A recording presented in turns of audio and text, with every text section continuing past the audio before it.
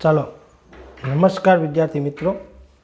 હવે આપણે ઉષ્માગતિશાસ્ત્રની અંદર જુદા જુદા પ્રકારની એન્થાલ્પી ભણ્યા હતા। આપણે એવી વાત કરી હતી કે બધા જ પ્રકારની એન્થાલ્પી એને પ્રક્રિયા એન્થાલ્પી કહેવામાં આવે છે। અને એન્થાલ્પીના જુદા જુદા પ્રકારોમાં પહેલું આપણે પ્રક્રિયા એન્થાલ્પી, બીજું આપણે ભણ્યા કલા રૂપાંતરણની એન્થાલ્પી, અને હવે ત્રીજી આપણે મહત્વની એન્થાલ્પી છે સર્જન એન્થાલ્પી। ડેલ્ટા એચ એટલે એન્થાલ્પી ફેરફાર, આ ફોર્મેશન એટલે કે સર્જન, અને પ્રમાણિત હોય એટલે અહીંયા આપણે શું કરશું, આવું ચિહ્ન કરશું, પ્રમાણિત સર્જન એન્થાલ્પી। પ્રમાણિત સર્જન એન્થાલ્પી આ ભણવા જઈ રહ્યા છે, બરાબર।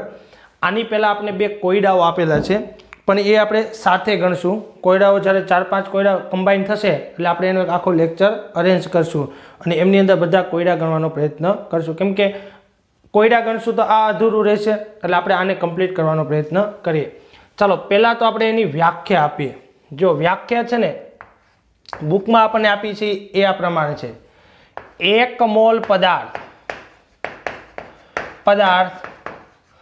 તેમાં રહેલા તત્વોની સ્થાયી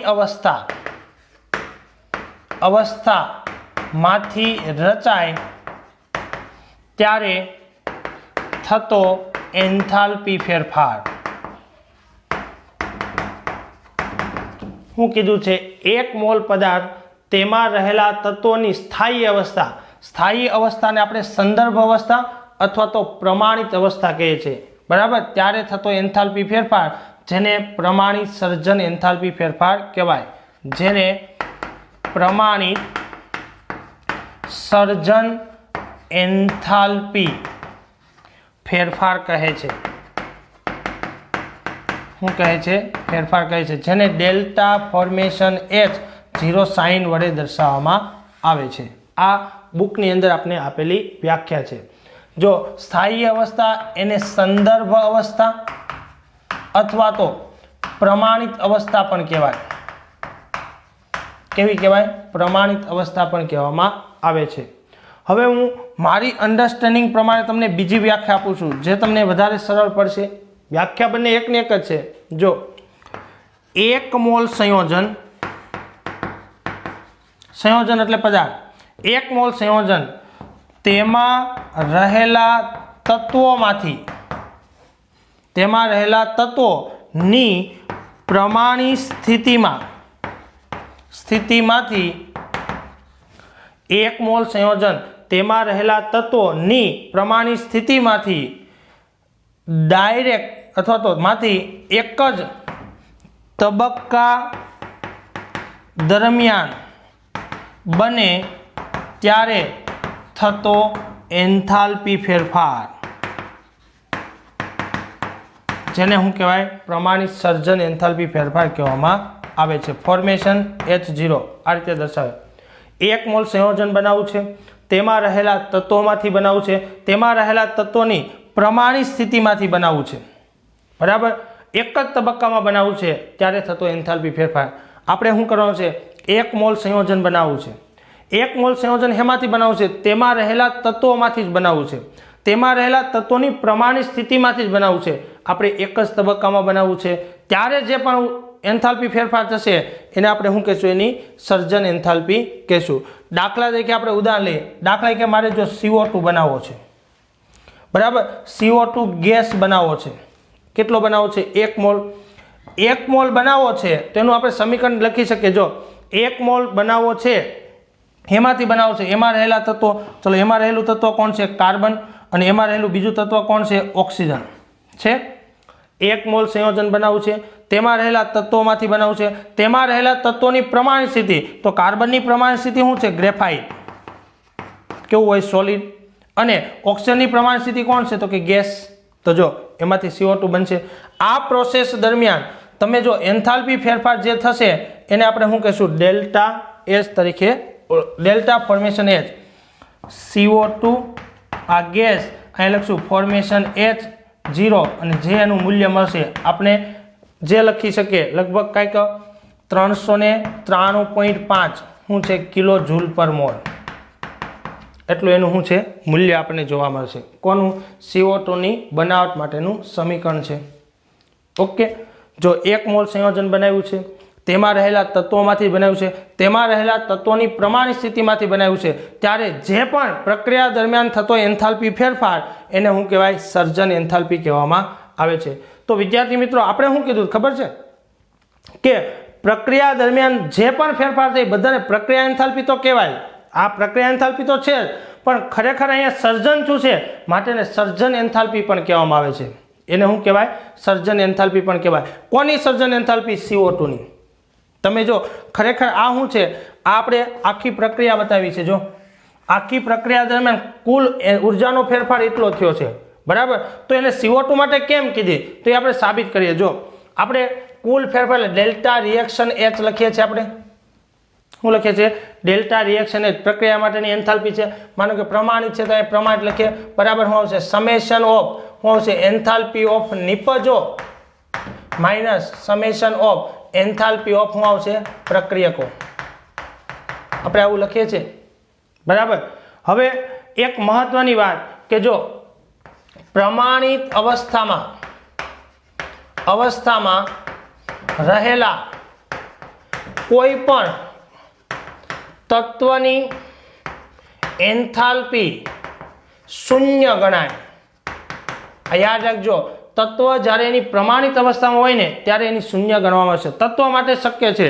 દાખલા તરીકે તમે જો કે H2 ગેસ, તો એની હંમેશા શૂન્ય લેવાય, કેમ કે હાઇડ્રોજન કેવું છે? તત્વ છે, અને તત્વમાં H2 તરીકે જ અસ્તિત્વ ધરાવતું હોય. દાખલા તરીકે તમે જો Br2 લિક્વિડ છે ને તો 0, પણ Br2 ગેસ હોય ને તો નોન ઝીરો. કેમ? કેમ કે આની પ્રમાણિત અવસ્થા છે. પ્રમાણિત અવસ્થા એટલે કઈ? તો કે પ્રમાણિત અવસ્થા એટલે આપણે કહી દીધું છે અગાઉ તમને, 298 કેલ્વિન તાપમાને અને 1 બાર દબાણે દ્રવ્યની જે અવસ્થા શક્ય હોય એને એની પ્રમાણિત અવસ્થા કહેવામાં આવે છે.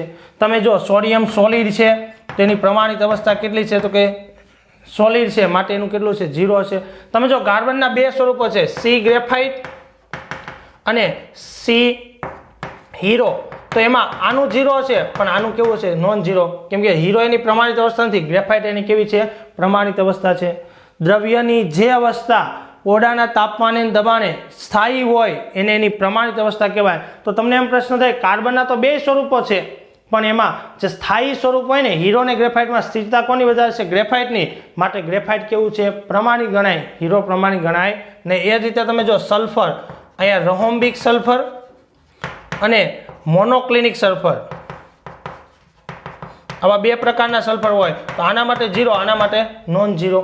ટૂંકમાં પ્રમાણિત અવસ્થામાં કોઈ પણ તત્વની 0 લેવાય, સંયોજનની નહીં. યાદ રાખજો, બરાબર. આ વસ્તુને ધ્યાનમાં લઈશું. તો હવે આપણે આમાં કિંમતો મૂકીએ. જો સર્જન એન્થાલ્પી આપણે ગણવી છે, તો જો ડેલ્ટા રિએક્શન H એનું મૂલ્ય આપણે આપેલું છે. પ્રક્રિયા દરમિયાન થતો એન્થાલ્પી ફેરફાર કેટલો છે? એટલો છે. ઇઝ ઇક્વલ ટુ, હવે અહીંયા નિપજો કોણ છે? CO2. તો અહીંયા આપણે શું લખશું? ડેલ્ટા ફોર્મેશન H શું આવશે? CO2 gas. આપણે આ લખશું. આપણું શું છે? નિપજ છે, એનો 1 જ મોલ છે થશે. માઇનસ શું આવશે? તો કે ડેલ્ટા ફોર્મેશન H0 કોણ છે? તો કે C ગ્રેફાઇટ,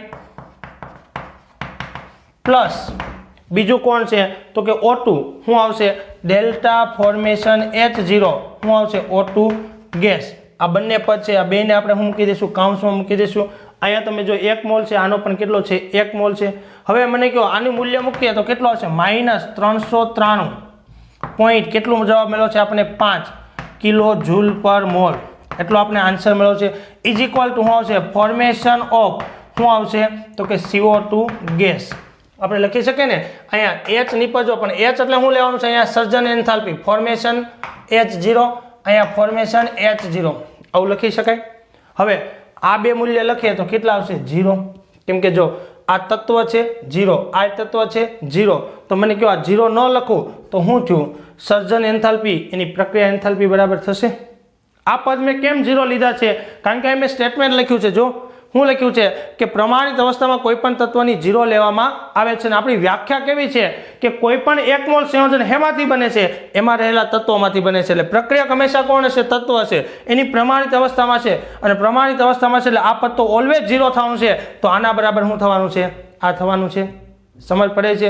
એટલે સર્જન એન્થાલ્પી એક કેવી છે? એક પ્રકારની પ્રક્રિયા એન્થાલ્પી છે, પરંતુ જ્યારે કોઈ પણ પદાર્થનું સર્જન થતું હોય ત્યારે એને સર્જન એન્થાલ્પી કહેવામાં આવે છે. 1 મોલ સંયોજન બનાવવું છે, તેમાં રહેલા તત્વોમાંથી બનાવવું છે, તેમાં રહેલા તત્વોની પ્રમાણિત સ્થિતિમાંથી બનાવવું છે અને એક જ તબક્કામાં બનાવવું છે, ત્યારે થતો એન્થાલ્પી ફેરફાર એને એની સર્જન એન્થાલ્પી કહેવામાં આવે છે. યાદ રાખજો આ વસ્તુ. ઓકે, એટલે આપણે કહી શકીએ કે સર્જન એન્થાલ્પી શું કામ એના બરાબર હોય? ખરેખર એક પ્રકારની પ્રક્રિયા એન્થાલ્પી મેં તમને આગળ પણ વાત કરી છે કે કોઈ પણ પ્રક્રિયા દરમિયાન જે પણ એન્થાલ્પીનો ફેરફાર થાય આ બધા જ ને શું કહેવાય? પ્રક્રિયા એન્થાલ્પી તો કહેવાય જ, પણ સાથે સાથે જે ઘટના બનશે ને એ ઘટનાને અનુરૂપ એનું નામ પણ આપી શકાય છે. ઓકે, ચાલો તો આપણે બીજા કેટલાક સર્જન એન્થાલ્પીના ઉદાહરણ લઈએ. દાખલા તરીકે મારે H2O નું સર્જન કરવું છે. H2O નું સર્જન એટલે 1 મોલ બનાવવાનું છે. બનાવ્યું. ચલો એનું સમીકરણ લખવું છે તો હેમાંથી બનશે? તો કે જો એમાં રહેલા તત્વ કોણ છે? H2 ગેસમાંથી બનશે.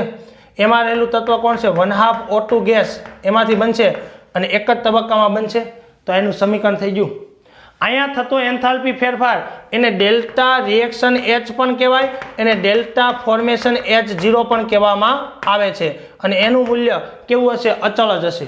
કેટલું છે? તો કે 285.8 પણ કેવું હશે? -285.8 કિલો જૂલ પર મોલ. તમે જો કે મોટા ભાગે આપણે લખીએ મોટા ભાગે સર્જન એન્થાલ્પી ઉષ્મા સેપક જ હોય. બરાબર, શોષક પણ જોવા મળે છે, પણ મોટા ભાગે કેવું હોય?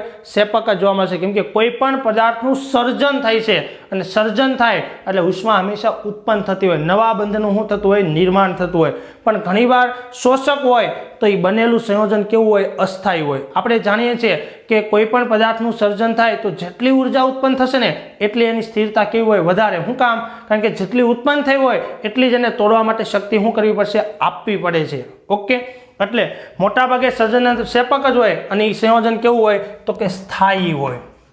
સર્જન એન્થાલ્પી વધુ એ સ્થાયી હોય. પણ માની લો કે શોષક આપણે જોવા મળે તો એ સંયોજન કેવું હશે? અસ્થાયી બનશે, પણ કેવું હશે? અસ્થાયી. તમે જો આ પ્રક્રિયા જોઈ, આ પ્રક્રિયા જોઈ. ચાલો તો આ સર્જન એન્થાલ્પીનું થઈ ગયું. હવે સર્જન એન્થાલ્પીના સમીકરણ તમે બનાવી શકતા હોવા જોઈએ. ચાલો મારે મિથેનનું બનાવવું છે. મિથેન ગેસિયસ ફોર્મમાં છે. જો 1 મોલ સંયોજન બનાવવું છે, તેમાં રહેલા તત્વોમાંથી, ચાલો એમાં તત્વો કોણ છે? કાર્બન છે, બીજું કોણ છે? હાઇડ્રોજન. કાર્બન છે કેવો છે? તો કે એનું સ્થાયી સ્વરૂપ છે ગ્રેફાઇટ અને આનું સ્થાયી સ્વરૂપ છે ગેસ. અહીંયા 4 હાઇડ્રોજન છે એટલે કેટલા લેવા પડશે? 2 થશે. તો આ દરમિયાન થતો ફેરફાર જેને હું કહેવાય? ડેલ્ટા રિએક્શન H0 તો કહેવાય, = ફોર્મેશન H0 પણ કહેવાય. અને એનું મૂલ્ય કેટલું હોય? તો કે એમનું મૂલ્ય આપણે જોવા મળશે -74.81 કિલો જૂલ પર મોલ. આની શું થશે? સર્જન એન્થાલ્પી. એટલે કે 1 મોલ મિથેન તેના પ્રમાણિત અવસ્થામાંથી બને ત્યારે એટલી ઉર્જા શું કરશે? ઉત્પન્ન કરશે. તમે જાણો છો કે જો આનો અને આનો તફાવત લેશો તો આ મૂલ્ય તો 0 છે, તો તફાવત કોના બરાબર છે? કુલ બરાબર આપણને જોવા મળશે. આ વસ્તુ યાદ રાખજો. ત્રીજું આપણે ઉદાહરણ લઈએ. માનો કે ઇથેનોલનું સર્જન કરવું છે. C2H5OH liquid. તો જો એમાં કોણ છે? એક તો C ગ્રેફાઇટ એક તત્વ, બીજું કોણ છે? હાઇડ્રોજન કેટલા છે? 6 એટલે 3H2 ગેસ પ્લસ ઓક્સિજન કેવું છે? અડધો મોલ જોશે. 1 ઓક્સિજનની જરૂર છે. એમાંથી આ ઇથેનોલનું શું થાય છે? સર્જન થાય છે. 1 મોલ સંયોજન બને છે, તેમાં રહેલા તત્વોમાંથી બને છે, તેમાં રહેલા તત્વોની પ્રમાણિત સ્થિતિમાંથી બને છે, ત્યારે થતો ફેરફાર રિએક્શન H0 = શું હશે? ફોર્મેશન H0 અને એનું મૂલ્ય પણ કેવું હોય? ફિક્સ હોય, -277.7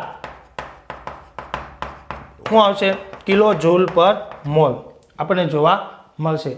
આ એની શું થઈ ગઈ? સર્જન એન્થાલ્પી થઈ ગઈ. બરાબર. સર્જન એન્થાલ્પી કોને કહેવાય? 1 મોલ પદાર્થ તેમાં રહેલા તત્વોની સ્થાયી અવસ્થામાંથી રચાય. સ્થાયી અવસ્થા એટલે તત્વો, એની સ્થાયી અવસ્થા એટલે પ્રમાણિત અવસ્થામાંથી રચાશે ત્યારે જે ફેરફાર થાય એને કહેવામાં આવે છે. 1 મોલ સંયોજન બનાવવું છે, તેમાં રહેલા તત્વોમાંથી બનાવવું છે, તેમાં રહેલા તત્વોની પ્રમાણિત સ્થિતિમાંથી બનાવવું છે, એક જ તબક્કામાં બનાવવું છે, ત્યારે થતો એન્થાલ્પીનો ફેરફાર છે. આપણે એક એનું ઉદાહરણ લીધું છે. તો આ એન્થાલ્પી એ પ્રક્રિયા એન્થાલ્પી છે, પણ આપણે જાણીએ છીએ સૂત્ર અનુસાર આના માઇનસ આ કરશું એટલે આપણને આ મળશે અને એક જ તબક્કામાં થશે. આ બધી એની પ્રમાણિત અવસ્થાઓ છે, ત્યારે એન્થાલ્પી ફેરફાર કેવો લેવાય? શૂન્ય લેવામાં આવશે. તત્વ માટે શૂન્ય હોય, સંયોજન માટે નહીં. તો કિંમત મૂકી એટલે આપણે આન્સર મળશે. હંમેશા ઉષ્મા સેપક જ હોય, પણ ઘણીવાર શોષક પણ જોવા મળે, પણ એ સંયોજન કેવું હોય? અસ્થાયી હોય. તમે ઉદાહરણ લીધું છે, પાણીનું સર્જન કર્યું, પછી મેં મિથેનનું સર્જન કર્યું, ઇથેનોલનું સર્જન કર્યું. કોઈ પણ સંયોજનનું તમે સર્જન કરી શકો છો. સર્જન કરવા માટે એ પદાર્થ લખી દેવાનો, એનો એક જ મોલ લખવાનું, એમાં રહેલા તત્વોને આગળ લખવાના, એની પ્રમાણિત અવસ્થા લખવાની, અને જે ફેરફાર થશે એને એની સર્જન એન્થાલ્પી કહેવામાં આવે છે. ઓકે, ચાલો તો આપણે આગળ કન્ટિન્યુઅસ કરીએ છીએ.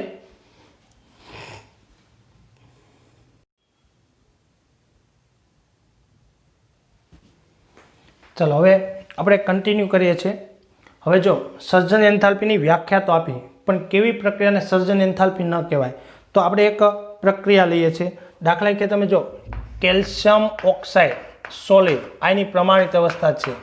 CO2 ગેસ આ પણ એની પ્રમાણિત અવસ્થા છે. કેલ્શિયમ કાર્બોનેટ આ પણ એની શું છે? પ્રમાણિત અવસ્થા છે. આ દરમિયાન થતો એન્થાલ્પી ફેરફાર કેટલો છે? તો કે એમનું મૂલ્ય પણ ફિક્સ જ છે. માની લો કે -178.3 કિલો જૂલ પર મોલ. પણ આને પ્રમાણિત સર્જન એન્થાલ્પી કહેવાય નહીં. કેમ ન કહેવાય? કારણ કે તમે જો 1 મોલ સંયોજન તો બન્યું જ છે, પણ તેમાં રહેલા તત્વોમાંથી નથી બન્યું, સંયોજનમાંથી બને છે. માટે આને સર્જન એન્થાલ્પી કહેવાય નહીં. સમજ પડે છે? 1 મોલ સંયોજન તેમાં રહેલા તત્વોમાંથી બને ને તો જ કહેવાય. અહીં તો 1 મોલ સંયોજન બન્યું છે, એક જ તબક્કામાં બન્યું છે, પણ તેમાં રહેલા તત્વોની પ્રમાણિત અવસ્થામાંથી બન્યું નથી, એ સંયોજનમાંથી બનેલું છે. તો આ એન્થાલ્પી ફેરફાર જો મારે ગણવો હોય, આ એન્થાલ્પી ફેરફાર ગણવો હોય તો મારે શું કરવું પડે? તો કે એન્થાલ્પી ફેરફાર ગણી શકાય અને એની સર્જન એન્થાલ્પી ગણી હોય તો આ બધાની સર્જન એન્થાલ્પી જો મને આપેલી હોય તો આપણે એની શું કરી શકીએ? ગણતરીઓ કરી શકીએ છીએ. અને ગણતરી કરવા માટે આપણે પેલું જે સૂત્ર છે ને, delta reaction H0 is equal to summation of AI. શું લખવું પડે? ડેલ્ટા H0 અને સમેશન વાળું સૂત્ર આપણે લખશું AI ફોર્મેશન ઓફ નિપજો. ડેલ્ટા ફોર્મેશન H શું આવશે? નિપજો માઇનસ સમેશન ઓફ શું આવશે? તો કે BI ડેલ્ટા ફોર્મેશન H0 શું આવશે? પ્રક્રિયકો. મેં તમને કીધું હતું આ સમીકરણ કોમન છે, બધાને લાગુ પાડી શકાય, પણ પછી આપણે નામ જુદા જુદા આપીએ છીએ. બાકી આ સમીકરણ બધાને લાગુ પાડી શકાય, આનો ઉપયોગ કરી શકાય. ઓકે, ચાલો આપણે એક બીજું ઉદાહરણ લઈએ. જો H2 Br2 આ ગેસ, આ પણ ગેસ, અહીંયા શું બને છે? 2HBr. આના માટે ડેલ્ટા રિએક્શન H0 નું મૂલ્ય પણ આપણે આપી દીધું છે. એનું મૂલ્ય આપણે આપ્યું છે લગભગ -72.8 કિલો જૂલ પર મોલ. તો મને કહો આને પણ સર્જન એન્થાલ્પી ન કહેવાય. કેમ? કારણ કે તમે જો અહીં કન્ડિશન આપણે શું છે? 1 મોલ બનવો જોઈએ. અહીંયા તમે જો એમાં રહેલા તત્વોની પ્રમાણિત સ્થિતિમાંથી જ બને છે, એમાં રહેલા તત્વોની પ્રમાણિત સ્થિતિમાંથી બને. જો પ્રમાણિત સ્થિતિ આના માટે શું લઈશું આપણે? લિક્વિડ. 1 મોલ સંયોજન એના રહેલા તત્વોમાંથી બનવું છે. તત્વોમાંથી તો બને છે, પણ 1 મોલ બનતું નથી. એનો મતલબ કે આને સર્જન એન્થાલ્પી કહેવાય નહીં. તમે જો ડેલ્ટા રિએક્શન H0 એ 2 માટે છે તો એની સર્જન એન્થાલ્પી કેવી હશે? બમણી. અહીંયા ડેલ્ટા ફોર્મેશન H0 આવું લખી શકાય. તો માની લો કે મારે આની સર્જન એન્થાલ્પી શોધવી હોય તો ડેલ્ટા ફોર્મેશન H0 કેટલી આવશે? તો કે એની રિએક્શન એન્થાલ્પી કરતા અડધી. એટલે અહીંયા આપણે લખશું -72.8 છેદમાં કેટલા આવશે? 2. એટલે આપણે કેટલા મળશે? તો કે એના કરતાં અડધી કિંમત આપણને પ્રાપ્ત થશે. એટલે કેટલા આવશે? 35 × 36 એટલે 36.4 કિલો જૂલ પર મોલ. એટલો જવાબ મળશે. સમજ પડે છે? આ આપણે સમીકરણ લખવું હોય તો આ રીતે લખાય. જો 1 મોલ સંયોજન બનાવવું છે, એમાં રહેલા તત્વોમાંથી બનાવવું છે, એમાં રહેલા તત્વોની પ્રમાણિત સ્થિતિમાંથી બનાવવું છે, તો અહીંયા આપણે કેટલું લેવું પડશે? 1/2 લેવું પડશે. અને ત્યારે થતો એન્થાલ્પી ફેરફાર ડેલ્ટા રિએક્શન H0 એ ડેલ્ટા ફોર્મેશન H0 અને એનું મૂલ્ય -36.4 શું હશે કિલો જૂલ પર મોલ હશે, જે આ રીતે પણ ગણી શકાય ને આ રીતે પણ ગણી શકાય. એટલે મેં તમને જે વ્યાખ્યા આપી છે ને પરફેક્ટ છે. 1 મોલ સંયોજન બનાવવું છે, એમાં રહેલા તત્વોમાંથી બનાવવું છે, તેમાં રહેલા તત્વોની પ્રમાણિત સ્થિતિમાંથી બનાવવું છે, એક જ તબક્કામાં બનાવવું છે, ત્યારે થતો એન્થાલ્પી ફેરફાર એને પ્રમાણિત સર્જન એન્થાલ્પી ફેરફાર કહેવામાં આવે છે. ઓકે, તો જો આમને પણ ન કહેવાય ને આમને પણ ન કહેવાય. માની લો કે આવી કોઈ પ્રક્રિયા છે, તમે એક એન્જિનિયર છો અને કેલ્શિયમ કાર્બોનેટનું તમે શું કરો છો, વિઘટન કરો છો. તો એ વિઘટન દરમિયાન એની એન્થાલ્પી જો મારે ગણવી હોય તો કઈ રીતે ગણાય? દાખલા તરીકે તમે જો આ કેલ્શિયમ કાર્બોનેટ સોલિડ છે, એનું વિઘટન થઈ કેલ્શિયમ ઓક્સાઇડ સોલિડ અને CO2 ગેસ આવું નિપજ બને છે. તો હવે આ દરમિયાન કુલ એન્થાલ્પી ફેરફાર મારે ગણવો હોય તો કઈ રીતે ગણી શકાય? તો આપણી પાસે આ સૂત્ર છે, આ સૂત્રનો ઉપયોગ કરી અને એની આપણે શું કરી શકીએ, કેલ્ક્યુલેશન કરી શકીએ છીએ.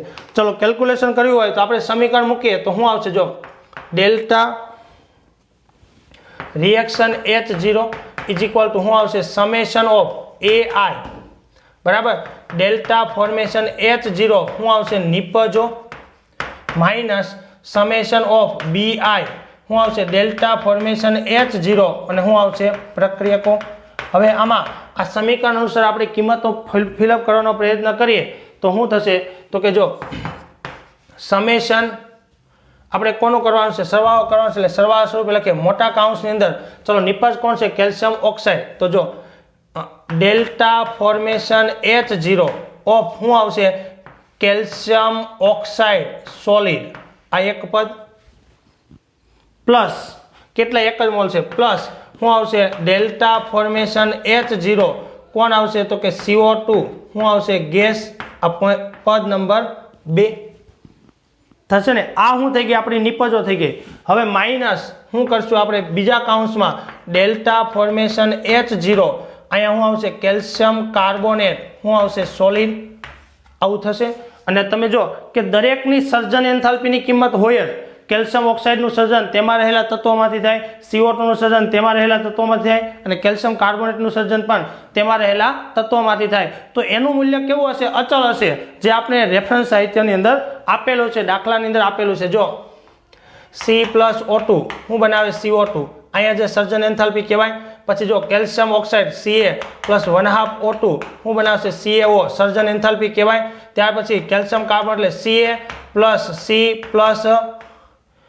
O2 અહીંયા 3/2 આવશે અને શું બનાવશે, CaCO3. તો આ ત્રણ પ્રોસેસ દરમિયાન જે એન્થાલ્પી ફેરફાર થાય એને એની સર્જન એન્થાલ્પી કહેવામાં આવે છે, કેમ કે એમાં રહેલું સંયોજન તેમાં રહેલા તત્વોમાંથી બને છે. ચલો એની કિંમતો આપણે બુકમાં આપેલી છે એ પ્રમાણે આપણે કિંમતો મૂકીએ. તો જો આનો એક જ મોલ છે તો 1 મોલ લખવાની જરૂર નથી. ચલો કિંમત મૂકીએ, -635.1 આની કિંમત છે, પ્લસ પેલાની CO2 ની કિંમત 393.5 આગળ જ આપણે ગણી 393.5 આ કાઉન્સ પૂરો થઈ ગયો, માઇનસ કેલ્શિયમ કાર્બોનેટની કિંમત છે -1206.9 આમની કિંમત થઈ ગઈ. ચાલો તો હવે આપણે એને સાદરૂપ આપવાનો પ્રયત્ન કરશું. તો સાદરૂપ આપશો એટલે જો આ બેનો સરવાળો એમાંથી આનો બાદબાકી, એટલે જો આ માઇનસ શું થવાનું છે, પ્લસ. આ શું થશે, પ્લસ. એટલે આ પદમાંથી આ પદ પણ આ માઇનસ શું થઈ જશે, પ્લસ. આ માઇનસ સરવાળો છે એટલે માઇનસ જ આવશે. એટલે તમારો જવાબ એમાં મળશે, પ્લસમાં મળશે. એમાં મળશે પ્લસમાં આપણે આન્સર મળશે.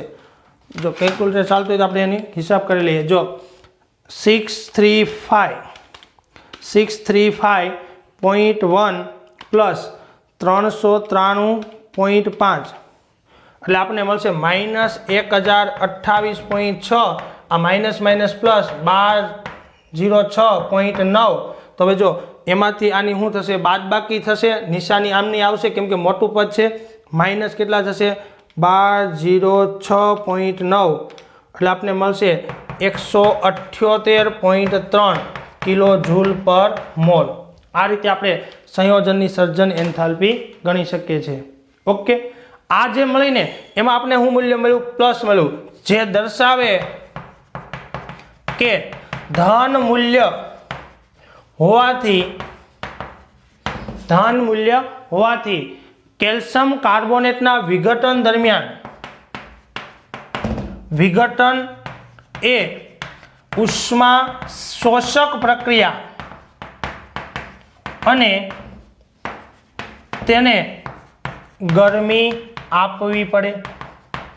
તમે જોઈ શકો છો કે પ્રક્રિયા જ્યારે પણ થાય છે ત્યારે એટલી ઉર્જા શું કરે છે, શોષણ પામે છે.